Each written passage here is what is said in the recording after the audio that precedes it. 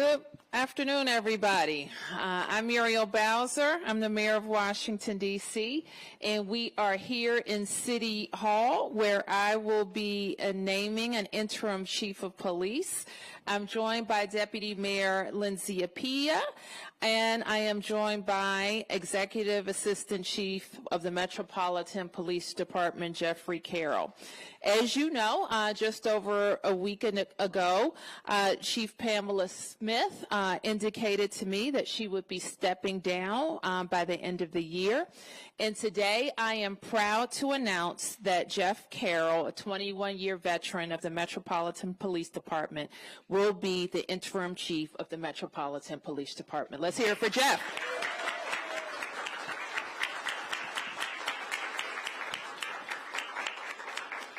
As I mentioned, Chief Carroll has been at MPD more than 20 years.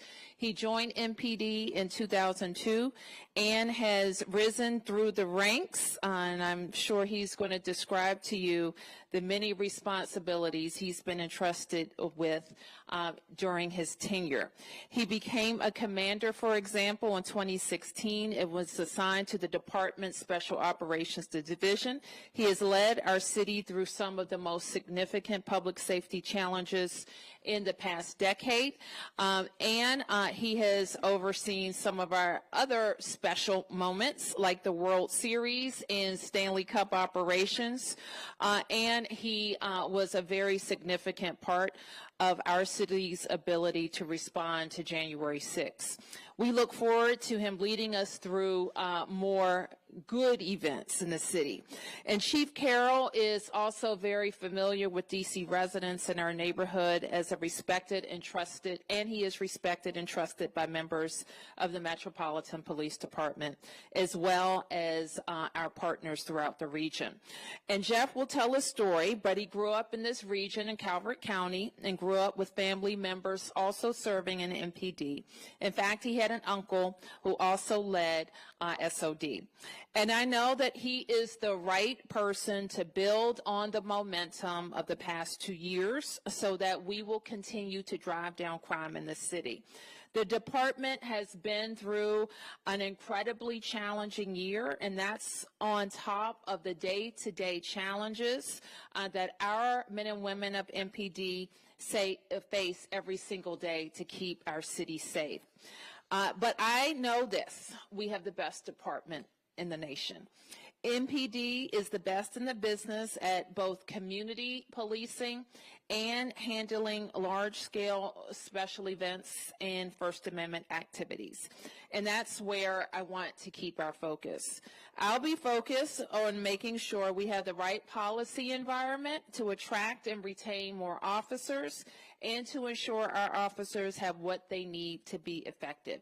And I am confident that Chief Carroll is the right leader to meet this moment. So, ladies and gentlemen, Jeffery Carroll.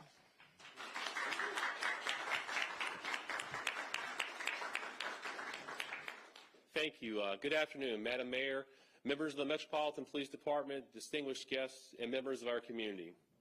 Thank you for being here today. I'm deeply honored and sincerely grateful for the trust you placed in me. First and foremost, Mayor, thank you for selecting me to serve as the interim chief of police. I don't take this responsibility lightly. Your confidence in me is both humbling and motivating, as I'm committed to leading this department with integrity, transparency, and a strong sense of duty to the people that we serve.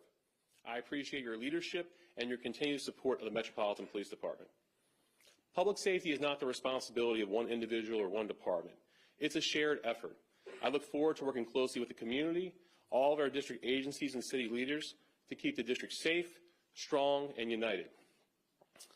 To the women and men of the Metropolitan Police Department, thank you. Your dedication, professionalism, and sacrifice do not go unnoticed. Every day you put on the uniform, knowing the challenges and risks that come with it. Yet you continue to serve with courage and commitment, whether responding to 911 calls, engaging with residents, interacting with the youth, or working behind the scenes. You are the backbone of the department and a vital part of this community. I'm proud to stand along beside you. I know the long hours you work, the difficult decisions you face, and the personal sacrifices you and your families make. As interim chief, my priority will be to support you, to listen to you, and to ensure that you have the tools, training, and leadership you need to succeed. To our community members, thank you for your trust and partnership. Policing works best when there is mutual respect and open communication. I'm committed to continue to build strong relationships with our neighborhoods, businesses, schools, and community organizations. We'll keep listening, learning, and engaging the community because public safety is strongest when it's built together. Looking ahead, I'm excited about what we can accomplish. We will continue to focus on community-based policing, accountability, and proactive problem solving. We'll work to strengthen trust, improve transparency, and ensure that every person in our city feels safe, heard, and respected. Thank you again, Mayor, for this incredible opportunity. Thank you to the members of the Metropolitan Police Department for your service to our city, and a special thank you to my family, my father, my wife, and my kids who are here today. Without your love and support, I wouldn't be standing here. Thank you.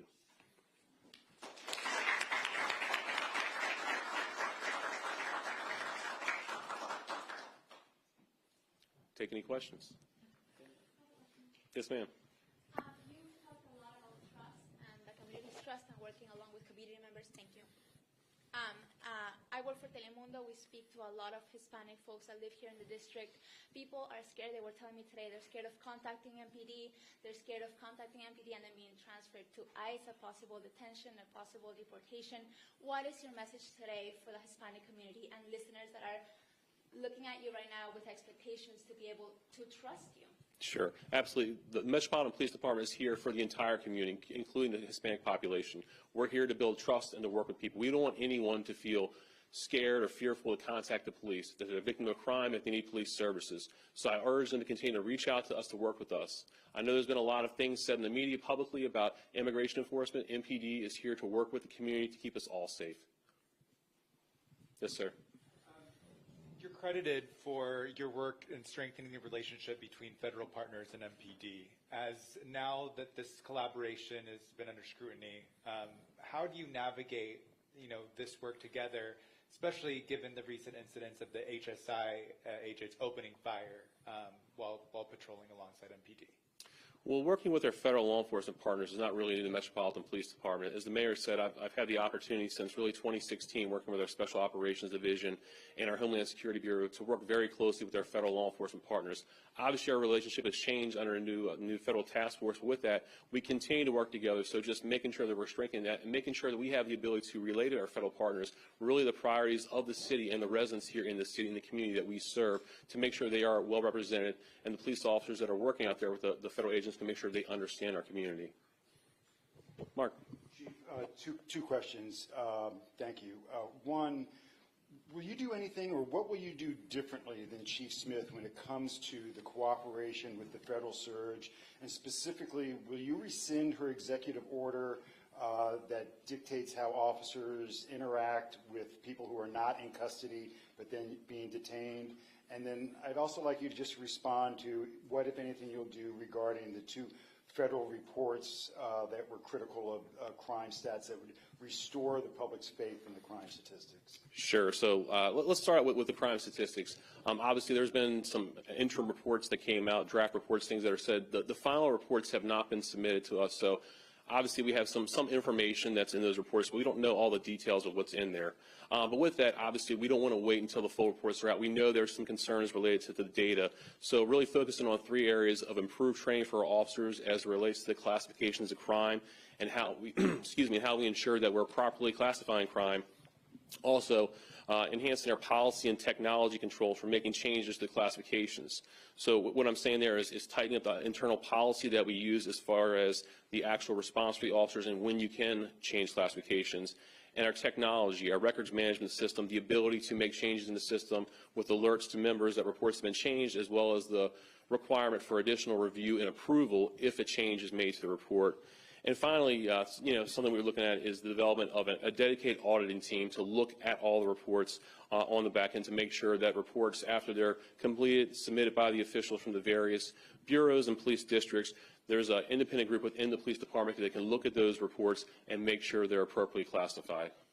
Did I get all your questions? Then on immigration, just cooperation with the surge, and specifically, will you rescind the chief's executive order? Sure. So obviously, I'm coming in fresh to the seat right now. So right now, I just wanted to kind of take a look at the operations of the police department, kind of see where we're at, and then any decisions about policy changes and things like that, give it a little time with that.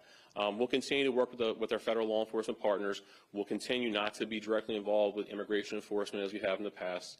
And again, we'll continue to work forward to make the city a safer place. Paul? Jeff, basically you're taking this job for a year. Are you going to run the department as if this is your job to keep, and once the year is up and there's a new mayor, are you going to try and keep the job, or are you going to go for the job? Great questions. No, I mean, the mayor is designated as the interim chief of police. I'm going to be the chief of police. I'm going to run the department. I mean, my goal is to move the department forward, to make sure that we're driving down crime, to make sure we're keeping the residents safe, to make sure we're meeting all the goals and expectations of the community. So may it be for a year, may it be nominated by another mayor, whatever it may be. My goal, I've spent the past 23 years for the Metropolitan Police Department, and it's given me a lot. It's given me many opportunities, and my heart's here with the agency. So I'm going to do my best to move this agency forward. Yes, ma'am. Good afternoon, Police Ashley, ABC7. As you enter this role, two-part question, are there any aspects or first actions you'd like to take in terms of enhancing MPD? And also, how are you going to address the allegations about certain alleged internal issues about whether it be trust or transparency? From Scott Taylor, he said that your name, among others, was named in a 2021 lawsuit about not taking certain officers' complaints seriously. Going into this role, how do you address that and strengthen the internal relationship?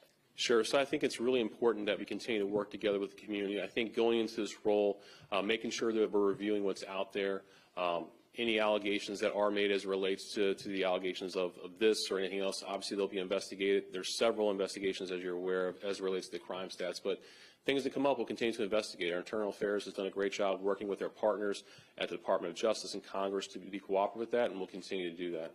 Let me just jump in for a second to respond to your question, because the reports that have been issued leave a lot to be desired in terms of, you know, evidence and context and any back and forth with the affected agency.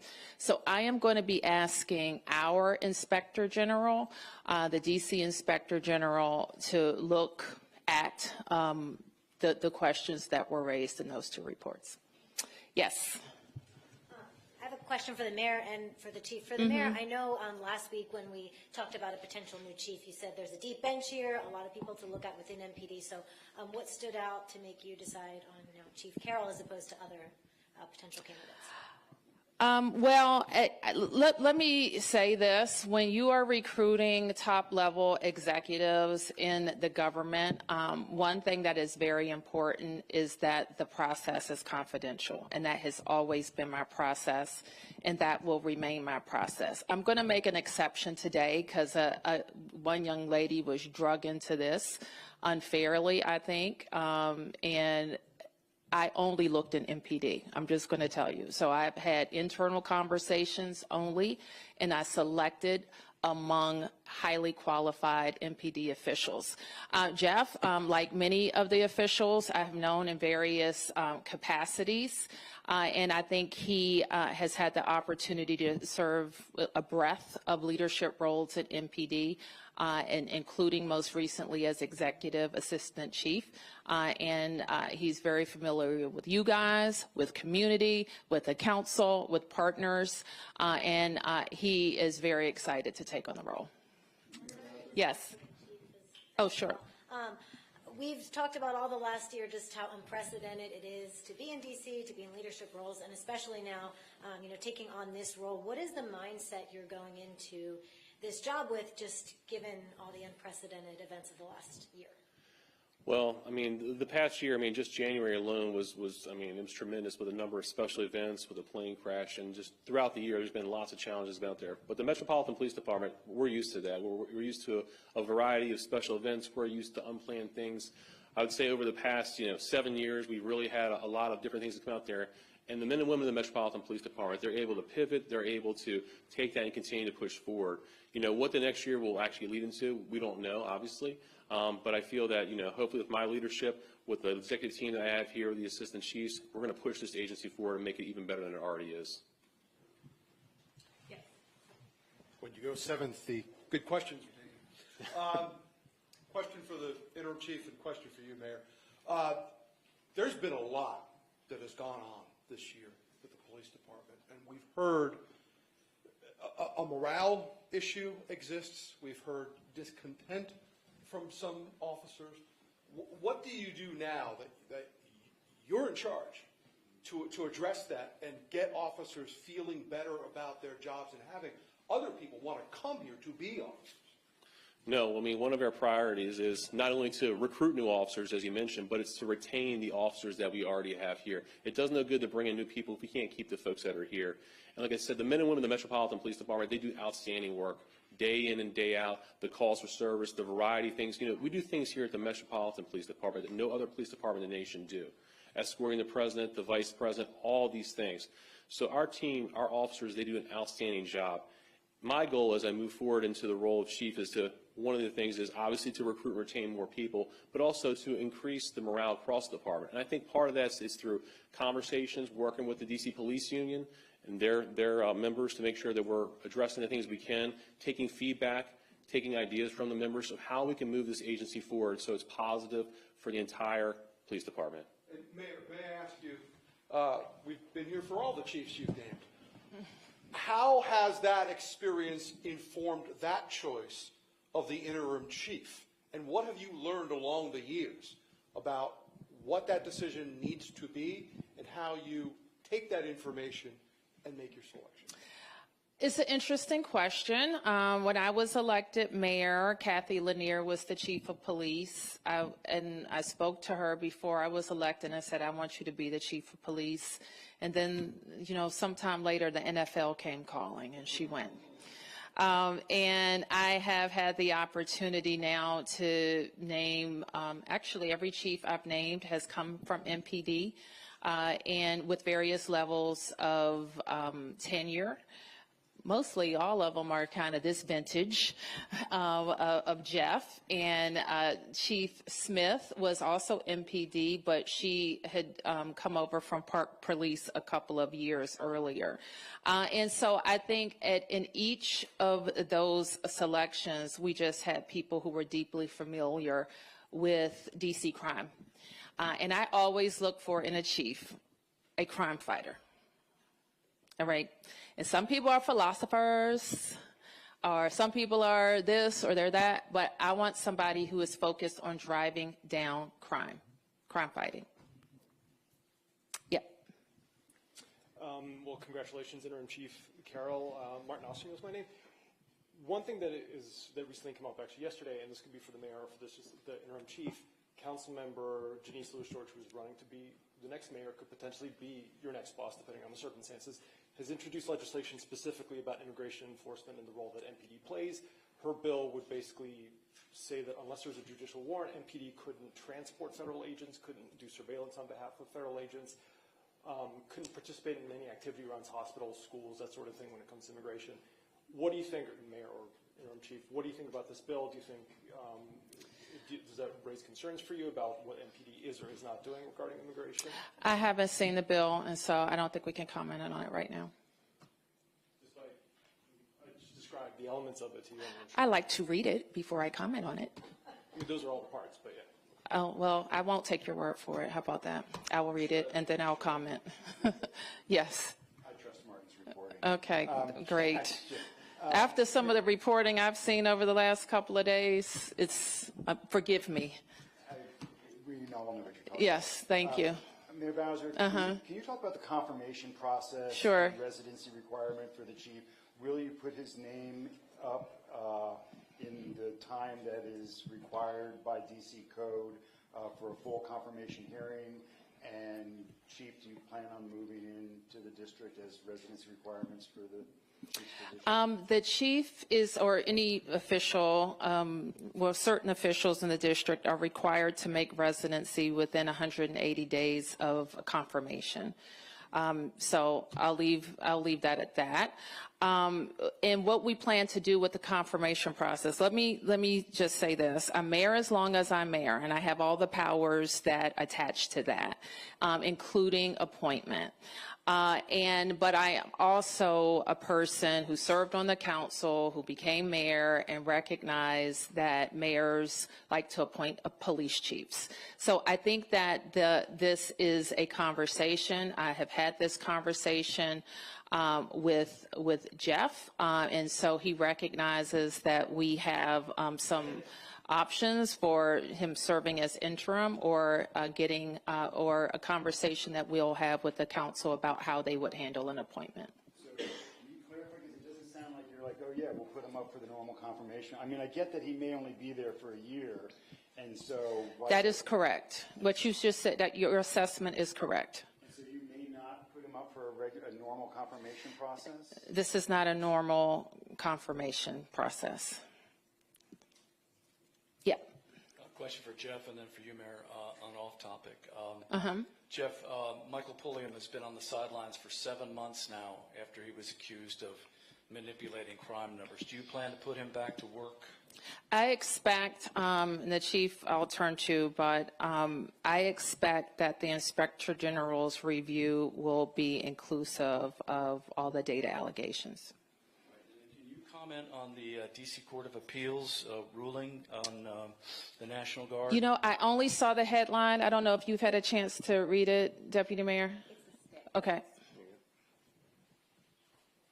We comply with court orders, and what we saw is that the Court of Appeals has granted a stay of the lower court order that found that the National Guard deployment was illegal. So we'll continue to do what we do, work with the Attorney General and the Solicitor General to determine what next steps are.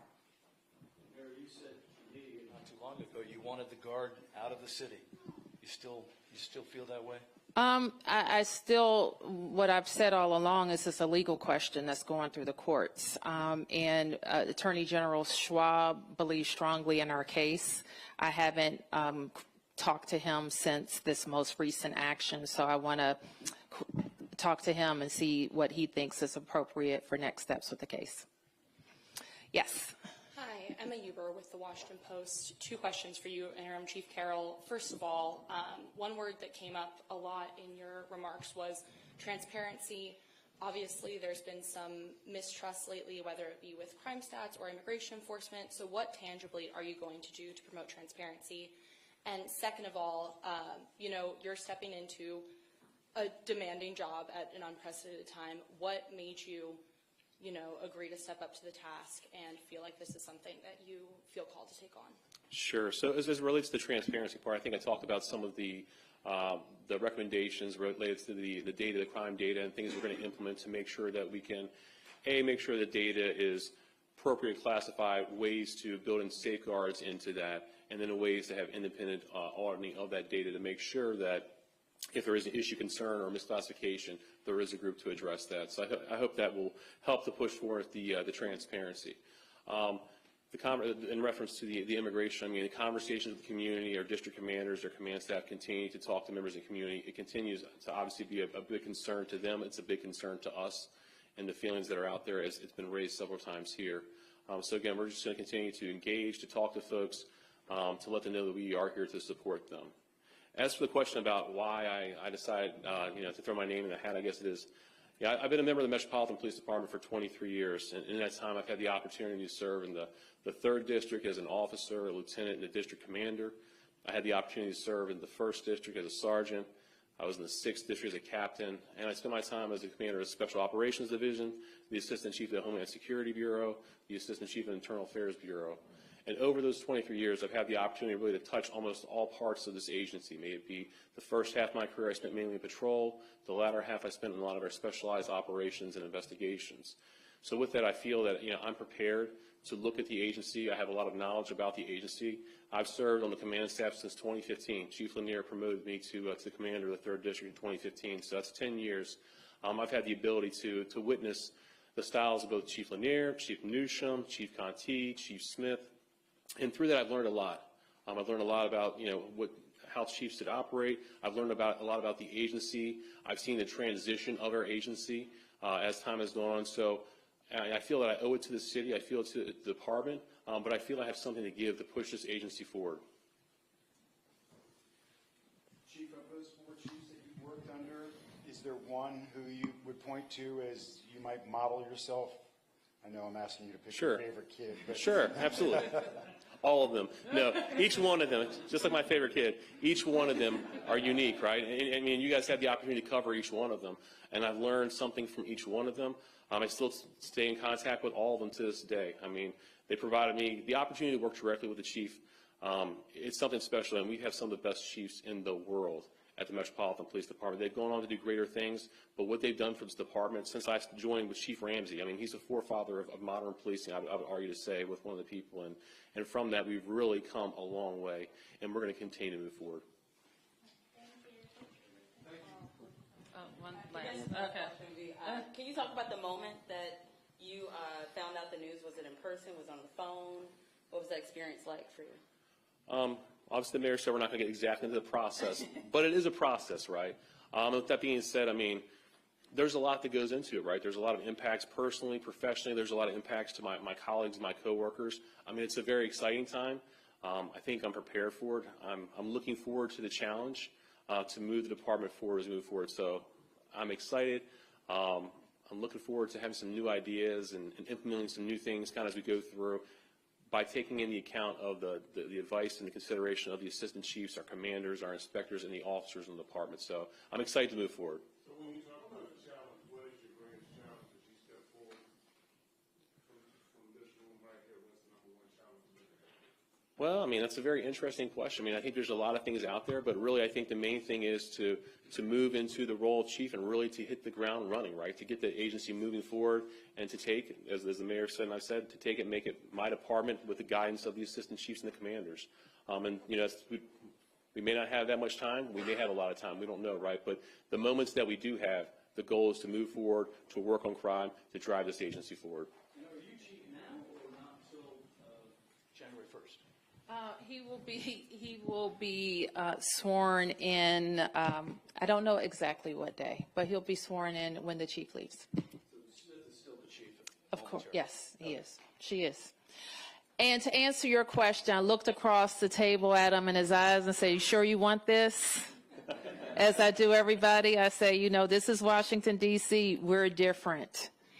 We're different. And this is a huge responsibility. And without hesitation, the chief said yes. So thank you, everybody.